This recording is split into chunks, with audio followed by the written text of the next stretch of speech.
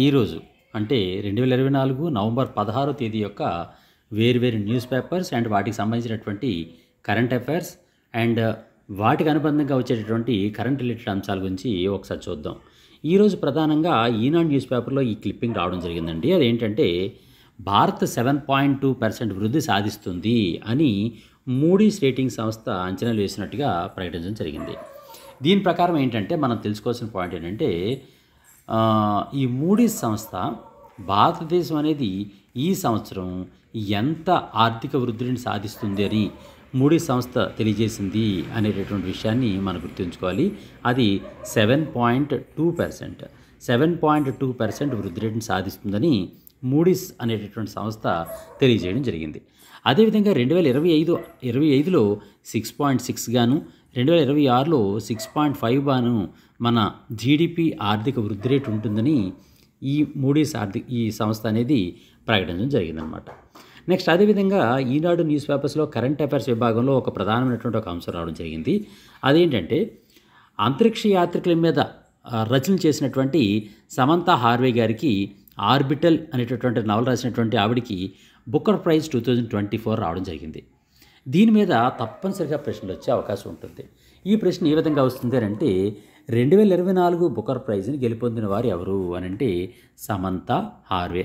ఈవిడ ఏ దేశానికి చెందినటువంటి ఆవిడ రచయిత్రి అని అంటే ఆవిడ బ్రిటన్ రచయిత్రి అనమాట. బ్రిటన్ దేశానికి చెందినటువంటి ఈ సమంతా హార్వే ఈవిడ ఈ సంవత్సరానికి గాను 2024 బుకర్ ప్రైజ్ని గెలుపొందడం జరిగిందనమాట. అయితే సమంతా హార్వే గారు రచించినటువంటి ఏ రచనకు ఆమెకు 2024 బుకర్ ప్రైజ్ వచ్చింది అని అంటే ఆర్బిటల్ అనేటటువంటి ఆవిడ రచనకి అనమాట. ఆ రచన పేరే ఆర్బిటల్. ఈ ఆర్బిటల్ అనే రచనలో ఆవిడ దేని గురించి వివరించిందంటే స్పేస్లోకి వెళ్ళినటువంటి అంతరిక్ష యాత్రికులు ఉంటారు కదండి, వాళ్ళ యొక్క అనుభవాల గురించి తన బుక్లో రచించడం జరిగింది. ఇంచుమించుగా 130 పేజీల బుక్ అయినప్పటికీ కూడా ఇది బ్రిటన్లో అత్యధికంగా 2024లో అమ్ముడుకున్నటువంటి బుక్గా ఇది రికార్డు సృష్టించింది. ఆ విధంగా ఈ బుకర్ ప్రైజ్కి నామినేట్ అయ్యి ఈ బుకర్ ప్రైజ్ని గెలుపొందడం జరిగింది. అసలు ప్రపంచవ్యాప్తంగా ప్రచురితమైనటువంటి ఉత్తమ నవలలకి ప్రదానం చేయబడే ప్రముఖమైనటువంటి ప్రైజ్ అయినటువంటి ఈ బుకర్ ప్రైజ్ అనేది లభిస్తే ఆ విజేతకి ఎంత క్యాష్ ప్రైజ్ నగదు బహుమతి ఇస్తారు అని అంటే 50,000 పౌండ్స్ ఇస్తారండి. 50,000 పౌండ్స్. అది మనకి ఇండియా కరెన్సీతో 53.65 లక్షల రూపాయలు. 53.63 లక్షల రూపాయలు లేదా 50,000 పౌండ్స్. ఈ 50,000 పౌండ్స్ని ఆ విజేతకి ఇవ్వడం జరుగుతుందన్నమాట. ఇంతకీ బుకర్ ప్రైజ్ అనేది ఏ భాషలో చేసినటువంటి రచనలకి బుకర్ ప్రైజ్ ఇస్తారంటే ఇంగ్లీష్లో చేసినటువంటి రచనలకు మాత్రమే ఈ బుకర్ ప్రైజ్ని ఇవ్వడం జరుగుతుంది. ఈ బుకర్ ప్రైజ్ని సాధారణంగా ఎక్కడ ప్రదానం చేస్తారంటే ఇంగ్లాండ్లోని లండన్లో దీన్ని ప్రదానం చేస్తూ ఉంటారన్నమాట. ఇంచుమించుగా 1969లో ప్రారంభమైంది. నిజానికి 1969 నుంచి 2001 వరకు ఈ బుకర్ ప్రైజ్ని బుకర్ మెక్కానల్ ప్రైజ్ అనేవారు. 2002 నుంచి 2019 మధ్యకాలంలో ఈ ప్రైజ్ని మ్యాన్ బుకర్ ప్రైజ్ అనేవారు. ప్రస్తుతం దీన్ని కేవలం బుకర్ ప్రైజ్ అనే పిలుస్తున్నారనమాట. అయితే ఇక్కడ విషయం మనం తెలుసుకోవాల్సిన పాయింట్ ఏంటంటే యునైటెడ్ కింగ్డమ్లో ఇతర భాషల్లో ప్రచురితమై అంటే వేరువేరు భాషల్లో ప్రచురితమై ఇంగ్లీష్ భాషలోకి అనువదించబడినటువంటి ఉత్తమమైనటువంటి రచనలకు కూడా ఆ అవార్డులు ప్రదానం చేస్తుంటారు. ఆ అవార్డుని ఏమంటారంటే ఇంటర్నేషనల్ బుకర్ ప్రైజ్ అంటారు. International Booker prize. ఈ ఇంటర్నేషనల్ బుకర్ ప్రైజ్ గెలుపొందినటువంటి వాళ్ళకి 50,000 పౌండ్ల రూపాయలు ఇవ్వడం జరుగుతూ ఉంటుందన్నమాట. ఇది మనం తెలుసుకోవాల్సినటువంటి ప్రధానమైనటువంటి దీనికి సంబంధించినటువంటి అంశాలు. నెక్స్ట్ మరొక అంశం చూద్దాం. మరో అంశంలో కేంద్ర సాహిత్య అకాడమీ 2024 సంవత్సరానికి ప్రకటించినటువంటి బాల సాహిత్య పురస్కారం అనే దాని గురించి ఒక ఆర్టికల్ ఇవ్వడం జరిగింది.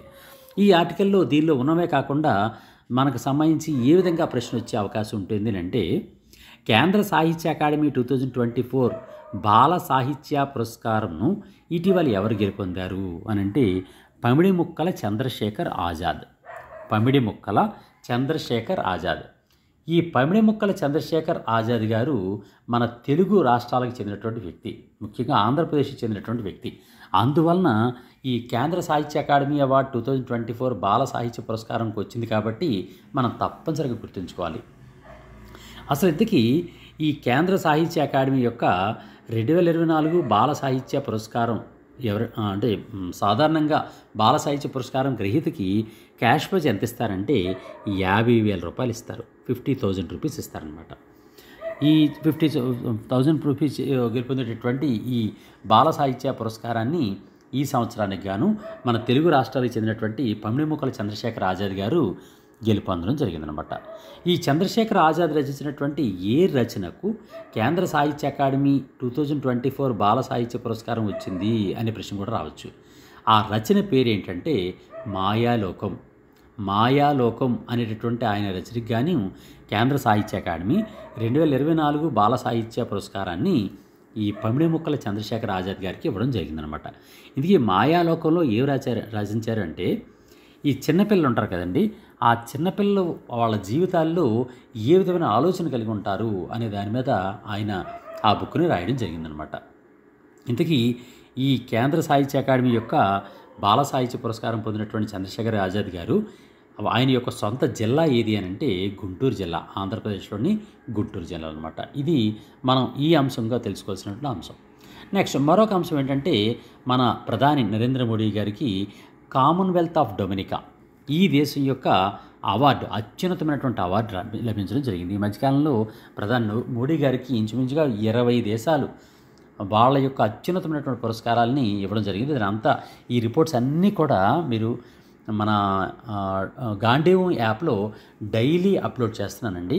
ఇవన్నీ మీరు డైలీగా మీరు చదువుకుంటే ఈజీగా మీరు ఏ ఎగ్జామ్నైనా మీరు క్రాక్ చేయొచ్చు. అది సివిల్ సర్వీస్ కావచ్చు, గ్రూప్ 1, గ్రూప్ 2, గ్రూప్ 3, గ్రూప్ 4 అది ఎనీథింగ్, ఏ ఎగ్జామ్కైనా సరే, లేదా డిఎస్సి, ఏపీ డిఎస్సి కానీ, కానిస్టేబుల్ కానీ, ఇవన్నిటికీ కూడా తప్పనిసరిగా మీరు చదవాల్సింది ఏంటంటే మన ప్లేస్టోర్ నుంచి గాంధీవం GANDEEVAM గాంధీవం అనే యాప్ని డౌన్లోడ్ చేసుకొని దానిలో నేను డైలీ అప్లోడ్ చేస్తున్నటువంటి తెలుగు మీడియంలో అప్లోడ్ చేస్తున్నటువంటి ఈ మొత్తం మెటీరియల్ ఇదంతా ఫ్రీ ఆఫ్ కాస్ట్ అండి. ఏ విధమైనటువంటి రూపీ కూడా మీరు చెల్లించాల్సిన అవసరం లేదు.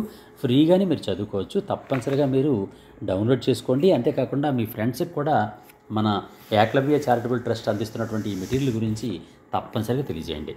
నెక్స్ట్ మన విషయానికి వస్తే ఈ ప్రధాని మోడీ గారికి ఇంచుమించుగా 20 దేశాల వరకు కూడా ప్రస్తుతానికి అంతర్జాతీయ అవార్డులు రావడం జరిగింది. దీని అంత సమాచారం మన యాప్లో ఆల్రెడీ పెట్టాం కదండి. దీనిలో ప్రధానంగా ఈ అంశం గురించి కొన్ని విషయాలు మీకు చెప్తాను. అదేంటంటే ప్రశ్న దీని మీద ఏ విధంగా వస్తుందంటే ప్రధాని మోడీ గారికి ఇటీవల ఏ దేశం తమ దేశం యొక్క అత్యున్నత జాతీయ అవార్డును ప్రకటించడం జరిగింది అంటే డొమినికా, రిపబ్లిక్ ఆఫ్ డొమినికా అనమాట. అంటే కామన్వెల్త్ ఆఫ్ డొమినికా, ఆ దేశం పేరు కామన్వెల్త్ ఆఫ్ డొమినికా. ఈ కామన్వెల్త్ ఆఫ్ డొమినికా వాళ్ళ యొక్క ఆ అత్యున్నతమైనటువంటి అవార్డు అంటే నరేంద్ర మోడీ గారికి ఇచ్చినటువంటి అవార్డు పేరు ఏంటి అంటే Dominica award of honour. Dominica award of honour అనేటటువంటి అవార్డుని డొమినికా దేశం ఇస్తుంది. ఆ అవార్డుని 2024 నవంబర్ 14వ తేదీన ఆ దేశం మన ప్రధాని నరేంద్ర మోడీ గారికి ప్రకటించిందనమాట. ఇందుకు ఏ కారణంగా ఆ నరేంద్ర మోడీ గారికి, భారత ప్రధాని నరేంద్ర మోడీ గారికి డొమినికా అవార్డ్ ఆఫ్ ఆనర్ని ఇస్తున్నట్టుగా డొమినికా దేశం ప్రకటించింది అని అంటే కోవిడ్ సమయంలో అంటే కరోనా సమయంలో ప్రతి దేశం కూడా స్వార్థంగా తమ దేశానికి చెందినటువంటి ప్రజలకు మాత్రమే వ్యాక్సిన్లు అందించడం మీద దృష్టి పెట్టగా ప్రధాని నరేంద్ర మోడీ గారు ప్రపంచవ్యాప్తంగా ఉన్నటువంటి పేద దేశాలకి కూడా ఉచితంగా వ్యాక్సిన్లు పంపించడం జరిగింది. మన ఇండియాలో ఉన్నటువంటి అందరికీ కూడా ఉచితంగా వ్యాక్సిన్లు ఇచ్చి మరి ప్రపంచంలో ఉన్నటువంటి వేరు దేశాలకు కూడా ఉచితంగా వ్యాక్సిన్లు సరఫరా చేయడానికి కృషి చేయడం జరిగిందనమాట.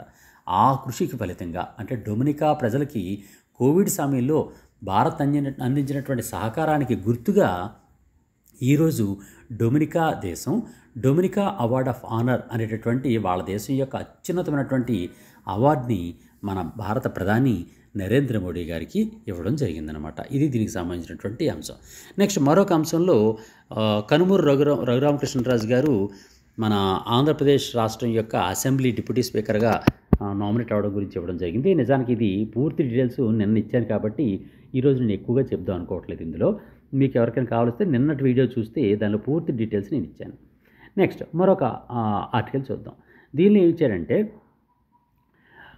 కరెంట్ అఫైర్స్ అనే విభాగంలో ఈనాడులో 2024-27 కాలానికి Asia organisation of supreme audit institutions చైర్మన్గా ఇటీవల ఎవరు నియామకం పొందారు అనే ప్రశ్న ఇచ్చి దానికి ఆన్సర్గా భారత కాగ్ అంటే భారత కంట్రోలర్ అండ్ ఆడిటర్ జనరల్ అయినటువంటి గిరీష్ చంద్ర ముర్ము గారికి ఈ ఈ పదవి వచ్చింది, అంటే ఈ చైర్మన్షిప్ వచ్చింది అనే దాన్ని ఒక పాయింట్, సింగిల్ పాయింట్ ఇచ్చాడు. అయితే దీనికి సంబంధించి డీటెయిల్గా మనం చదువుకోవాలి. ఎందువలంటే కాగ్ అనేటటువంటి ఒక స్థానం అనేది రాజ్యాంగబద్ధమైనటువంటి స్థానం, అందువల్ల చాలా ఇంపార్టెంట్. ఈ కాగ్కి అంతర్జాతీయమైనటువంటి చైర్మన్షిప్ వచ్చింది. Asia organisation of supreme audit institute యొక్క చైర్మన్షిప్ వచ్చింది మన కాగ్. ప్రస్తుతం భారతదేశం యొక్క కాగ్కి ఈ చైర్మన్షిప్ అంటే ఇంటర్నేషనల్గా ఉన్నటువంటి ఒక ప్రత్యేకమైనటువంటి సంస్థకి చైర్మన్షిప్ వచ్చింది. కాబట్టి కాగ్ గురించి కూడా ఇండైరెక్ట్గా క్వశ్చన్లు అడిగే అవకాశం ఉంటుందన్నమాట. అందువల్ల దీని గురించి పూర్తి డీటెయిల్స్ మనం తప్పనిసరిగా తెలుసుకోవాలి. దీని మీద డీటెయిల్స్ మీకు చెప్తాను చూడండి. దీని మీద ప్రశ్న ఏ విధంగా వస్తుంది అని అంటే, Asia organisation of supreme audit institute చైర్మన్గా ఇటీవల ఎవరు నియామకం పొందారు అని అంటే గిరీష్ చంద్ర ముర్ము. ఆయన ఏ కాలానికి పొందారు? 2024-27 2024-27 కాలానికి అనమాట. 2024-27 కాలానికి ఆయన ఈ చైర్మన్షిప్ని పొందడం జరిగింది. Asia organisation of supreme audit institute చైర్మన్గా ఇటీవల నియామకం పొందినటువంటి గిరీష్ చంద్ర ముర్ము గారు ప్రస్తుతం ఏ విధమైన పదవిలో ఉన్నారు అనే ప్రశ్న రావచ్చు. అది భారత కాగ్ అంటే కంట్రోలర్ అండ్ ఆడిటర్ జనరల్.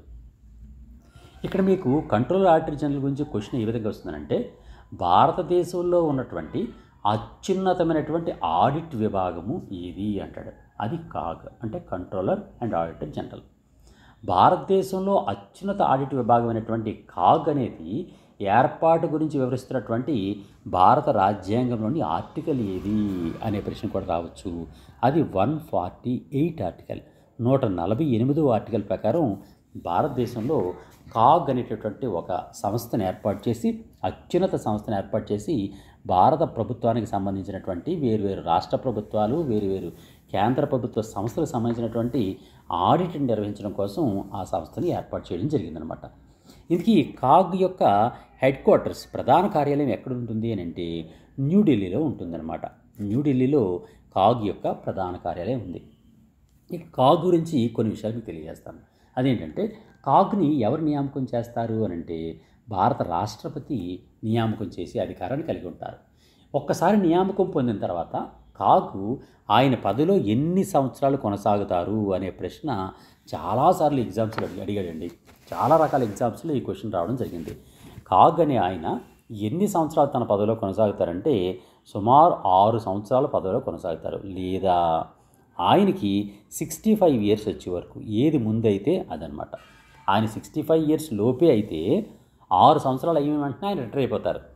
లేదు 6 ఇయర్స్ రాకముందు కూడా అవ్వకముందు కూడా 65 సంవత్సరాల వయసుగానే వచ్చేస్తే అప్పుడు కూడా ఆయన రిటైర్ అయిపోవడం జరుగుతుందన్నమాట. ఆ విధంగా ఏదైనా కానీ 6 సంవత్సరాలు కానీ లేదా 60 సంవత్సరాల వయసు కానీ, 6 సంవత్సరాల సర్వీస్ కానీ, కాగ్ సర్వీస్ కానీ, లేకపోతే ఆయనకు 65 సంవత్సరాల యొక్క వ్యక్తిగతమైనటువంటి వయసు కానీ వస్తే ఆయన కాగ్ అని ఆయన తన పదవిలో రాజీనామా చేయాల్సి ఉంటుంది, అంటే రిటైర్మెంట్ అవుతుంది అనమాట. అసలు ఎందుకు ఈ కాగుల్లో ప్రస్తుతమైనటువంటి కాగ్ అయినటువంటి మన గిరీష్ చంద్ర గారు ఎన్నవ కాగ్, ఇప్పటివరకు పనిచేసినటువంటి ఎన్నవ కాగ్ అని అంటే ప్రస్తుతం క్వశ్చన్ ఏ విధంగా వస్తుందంటే, ప్రస్తుతం భారతదేశానికి ఎన్నవ కాగ్గా శ్రీ గిరీష్ చంద్ర ముర్ము గారు పనిచేస్తున్నారు అనే ప్రశ్న రావచ్చు. అది 14వ కాగ్ అనమాట. 14వ కాగ్ ప్రస్తుతం ఉన్నటువంటి ఆయనలో ఈయన 14వ కాగ్గా ప్రస్తుతం పనిచేస్తున్నారు. మనకి 1950లో ఈ కాగ్ ప్రారంభమైన దగ్గర నుంచి ఇప్పటిదాకా చూసుకుంటే ఈయన 14వ వ్యక్తి అనమాట. అయితే మొట్టమొదటి వ్యక్తి ఎవరు? ఈ పాయింట్ కూడా మనం తప్పనిసరిగా గుర్తుంచుకోవాలి. మొట్టమొదటి కాగ్, భారతదేశానికి పనిచేసినటువంటి మొట్టమొదటి కాగ్ ఎవరు అంటే వి నరహరిరావు. ఈ వి నరహరిరావు అనేటటువంటి ఆయన మొట్టమొదటి కాగ్గా 1950లో పనిచేయడం జరిగింది. అయితే 1950లో ఇది రాజ్యాంగబద్ధంగా ఏర్పాటు చేసినప్పటికీ కూడా ఇది బ్రిటిషర్స్ కాలంలోనే ఏర్పడింది. బ్రిటిషర్స్ కాలంలో మొట్టమొదటి పనిచేసినటువంటి కాగ్ ఎవరు అనే ప్రశ్న కూడా రావడానికి అవకాశం ఉంది. చూసారా, 1950లో కాగ్ ఏర్పాటైంది అంటే స్వాతంత్రం తర్వాత ఏర్పడినటువంటి వాటిల్లో మొట్టమొదటి కాగ్గా ఎవరు పనిచేశారు అంటే వి నరహరిరావు గారు. అలా కాకుండా బ్రిటిష్ ఇండియాలో అంటే స్వాతంత్రానికి పూర్వం బ్రిటిష్ ఇండియాలో మొట్టమొదటి కాగ్గా ఎవరు పనిచేశారంటే ఎడ్మండ్ డ్రమండ్. ఈయన 1860లో పనిచేశారండి. మొట్టమొదటి కాగు 1860లో మొట్టమొదటి బ్రిటిష్ ప్రభుత్వం ఏర్పాటు చేసింది. ఆ మొట్టమొదటి కాగ్గా ఎవరు పనిచేశారంటే ఎడ్మండ్ డ్రమండ్. బ్రిటిష్ ఇండియాలో అయితే ఎడ్మండ్ డ్రమండ్. అలాగే స్వాతంత్రం వచ్చిన తర్వాత మొట్టమొదటి కాగ్ 1950లో ఎవరు అని అంటే వి నరహరిరావు. చూసారా, ఈ పదాలు మాత్రం జాగ్రత్తగా, ఈ పాయింట్స్ మాత్రం బాగా గుర్తుంచుకోండి. ఇక్కడ కాగ్ గురించి మరొక ప్రధాన అంశం ఏంటంటే ఆయన జీతం ఎంత అనేది కూడా చాలాసార్లు క్వశ్చన్ అడిగాడు. కాగ్ యొక్క జీతం నెలకి ఎంత ఉంటుంది అని అంటే 2.5 lakhs. 2.5 lakhs కాగ్ గారికి శాలరీగా ఉంటుందన్నమాట. 2.5 lakhs అంటే 2.5 లక్షల రూపాయలు. అదే డాలర్లో చూసుకుంటే $3,000 మనం చెప్పుకోవచ్చు అనమాట. ఇది ఇప్పటిదాకా నియామకం గురించి, ఆయన జీతం గురించి ఈయన మాట్లాడుకున్నాం కదండి. ఇప్పుడు ఆయన్ని ఒకవేళ తొలగించాలంటే ఎవరికి అధికారం ఉంది అనేది కూడా మనం మాట్లాడుకుందాం. కాగ్ని ఆ పదవి నుంచి తొలగించే అధికారాన్ని ఎవరు కలిగి ఉంటారు అనే ప్రశ్న రావచ్చు. దానికి ఏ విధంగా ఆన్సర్ చెప్పాలంటే నిరూపించబడినటువంటి దుష్ప్రవర్తన కానీ, లేకపోతే కెపాసిటీ లేకపోవడం కానీ, సామర్థ్యం లేకపోవడం కానీ నిర్ధారించి పార్లమెంట్లో ఉన్నటువంటి ఉభయ సభలు అంటే లోక్సభ, రాజ్యసభ 2 సభలు కూడా తీర్మానం చేస్తే ఆ తీర్మానం ఆధారంగా భారత రాష్ట్రపతి కాగ్ని తొలగించేటటువంటి అవకాశం ఉంటుందన్నమాట. ఇది కాగ్కి సంబంధించినటువంటి ప్రధానమైనటువంటి అంశాలు. నెక్స్ట్ మరొక అంశంలోకి వెళ్దాం. మరొక అంశం ఏంటంటే బిర్సా ముండా గారు ఇక్కడ గ్లోబల్ ఇన్నోవేషన్ ఇండెక్స్ గురించి కూడా ఇచ్చాడండి. గ్లోబల్ ఇన్నోవేషన్ ఇండెక్స్, దీని గురించి కూడా ఒక్కసారి మాట్లాడుకుందాం. గ్లోబల్ ఇన్నోవేషన్ ఇండెక్స్ అంటే ప్రపంచవ్యాప్తంగా నవకల్పనలు, ఇన్నోవేషన్స్ గుర్తిస్తూ వేరు దేశాలకి ఈ ఒక ర్యాంకింగ్ ఇవ్వడం జరిగింది. దానిలో గ్లోబల్ ఇన్నోవేషన్ ఇండెక్స్ 2024లో భారతదేశం ఎన్నో స్థానంలో నిలిచింది అనే ప్రశ్న రావచ్చు. అది 39వ స్థానం అనమాట. ఇది లాస్ట్ ఇయర్ 40వ స్థానంలో ఉండేది. ఇండియా లాస్ట్ ఇయర్ 40వ స్థానం. అంటే 2023 గ్లోబల్ ఇన్నోవేషన్ ఇండెక్స్ ప్రకారం భారతదేశం యొక్క స్థానం ఎంత అంటే 40.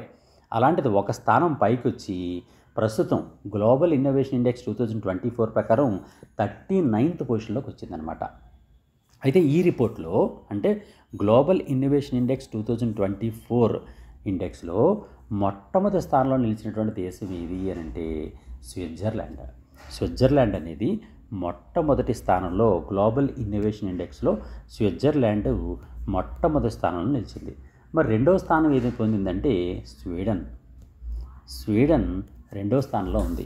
అలాగే మూడవ స్థానంలో యుఎస్ఏ ఉంది. 4వ స్థానంలో సింగపూర్ ఉంది. 5వ స్థానంలో యూకే ఉందన్నమాట. చూసారండి, ఈ విధంగా Switzerland, Sweden, USA, Singapore, UK ఈ 5 దేశాలు కూడా గ్లోబల్ ఇన్నోవేషన్ ఇండెక్స్ 2024లో ఉన్నటువంటి మొట్టమొదటి 5 స్థానాలు అనమాట. మన భారతదేశం ఏ స్థానంలో ఉందండి? 39వ స్థానంలో ఉంది. ఓకే, ఈ పాయింట్లు జాగ్రత్త గుర్తుంచుకోండి. ఇప్పుడు గ్లోబల్ ఇన్నోవేషన్ ఇండెక్స్ గురించి జనరల్ స్టడీస్ పాయింట్ ఆఫ్ వ్యూలో కొన్ని పాయింట్స్ చెప్తాను. ప్రపంచవ్యాప్తంగా వేరు దేశాలు చేస్తున్నటువంటి నవకల్పనల్ని అంటే ఇన్నోవేషన్స్ని గుర్తించి వాటి ఆధారంగా ఈ గ్లోబల్ ఇన్నోవేషన్ ఇండెక్స్ అనే దాన్ని ఏ సంస్థ ఇస్తుంది, ప్రతి సంవత్సరము ప్రకటిస్తుంది అని అంటే WIPO అనే సంస్థ. WIPO అంటే అర్థం ఏంటంటే వరల్డ్ ఇంటలెక్చువల్ ప్రాపర్టీ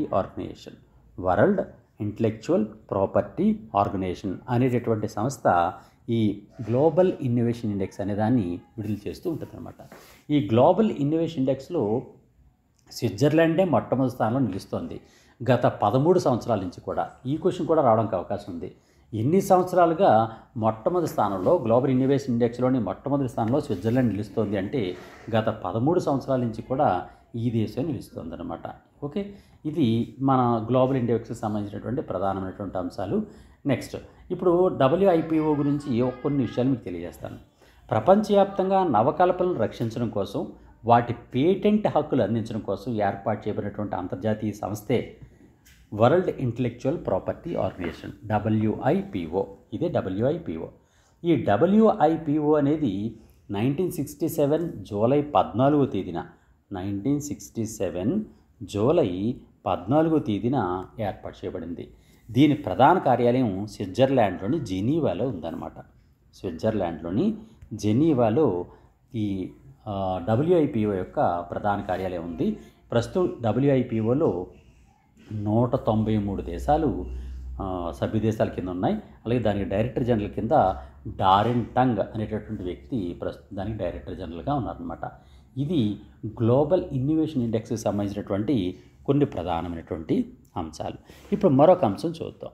అదేంటంటే ఇప్పుడు దీనిలో చూడండి, బిర్సా ముండా విగ్రహాన్ని ఆవిష్కరించిన అమిత్ షా అనే ఒక ఆర్టికల్ రావడం జరిగింది. బిర్సా ముండా గారి యొక్క విగ్రహాన్ని మన హోంమంత్రి, కేంద్ర హోంమంత్రి అయినటువంటి అమిత్ షా గారు ఈరోజు ఆవిష్కరించడం జరిగింది. దానికి సంబంధించి కొన్ని అంశాలు మీకు చెప్తాను. ఎందుకంటే బిర్సా ముండా గారి జయంతి సందర్భంగానే ఒక రాష్ట్రం కూడా ఏర్పాటైంది మన దేశంలో. అందువల్ల బిర్సా ముండా గారి జయంతి సందర్భంగా ఏర్పాటు చేసినటువంటి ఆ రాష్ట్రం ఏది, ఆయన ఎవరు అనే విషయాన్ని కూడా తప్పనిసరిగా మన భవిష్యత్ ఎగ్జామ్స్లో క్వశ్చన్స్గా ఎక్స్పెక్ట్ చేయొచ్చు అనమాట. అందువల్ల మీకు చెప్తాను, కొన్ని విషయాలు వినండి. బిర్సా ముండా గారి జయంతి ఇటీవల ఎప్పుడు నిర్వహించబడింది అనే ప్రశ్న రావచ్చు. అది ఎప్పుడు అంటే నవంబర్ 15, నవంబర్ 15వ తేదీన బిర్సా ముండా గారి జయంతి అనమాట. ఇంతకీ ఆయన జార్ఖండ్కి చెందినటువంటి ఒక యోధుడు, సమరయోధుడు, స్వాతంత్ర సమరయోధుడు అనమాట. స్వాతంత్ర సమరయోధుడిగా పనిచేసినటువంటి వ్యక్తి, ప్రముఖ స్వాతంత్ర సమరయోధుడైనటువంటి బిర్సా ముండా జయంతి రోజున ఏర్పాటు చేయబడినటువంటి భారతదేశంలోని కొత్త రాష్ట్రం ఏది అంటే జార్ఖండ్.